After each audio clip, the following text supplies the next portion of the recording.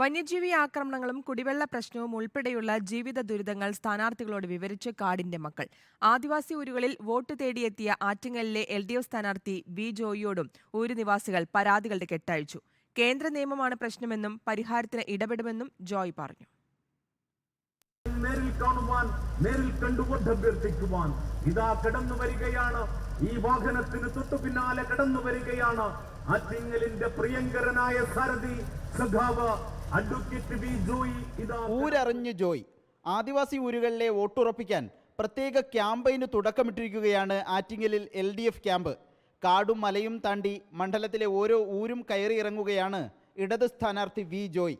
സ്ഥാനാർത്ഥിയെ കണ്ടതും പരാതികളും പരിഭവങ്ങളുമായി ഊരു നിവാസികൾ ഒത്തുകൂടി. പ്രധാന പ്രശ്നം വന്യജീവി ആക്രമണം തന്നെ.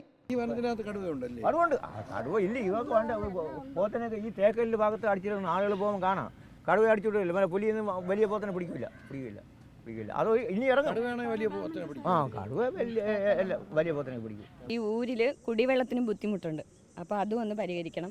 പിന്നെ വന്യമൃഗ ശല്യം അത് ഉള്ളത് കൊണ്ട് അതിന് സോളാർ ഫെൻസിങ്ങോ ആനക്കിടങ്ങുകളോ കൂടെ എടുത്ത് പ്രശ്നപരിഹാരത്തിന് സാധ്യമായതെല്ലാം ചെയ്യുമെന്ന് സ്ഥാനാർത്ഥിയുടെ ഉറപ്പ്.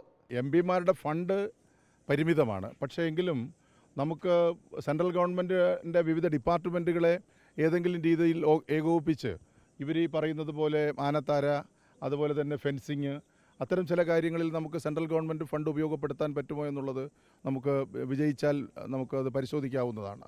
ഊരുകൾ തിരിച്ചുള്ള സന്ദർശനത്തിലൂടെ ആദിവാസി ജനതയുടെ മനം കവർന്നെടുത്തു എന്ന് തന്നെയാണ് LDF ക്യാമ്പ് കരുതുന്നത്. മണിതൂക്കി ആദിവാസി സെറ്റിൽമെൻറ്റിൽ നിന്നും ക്യാമറമാൻ സന്തോഷിനൊപ്പം reporter Adil Palode, in reporter, Thiruvananthapuram.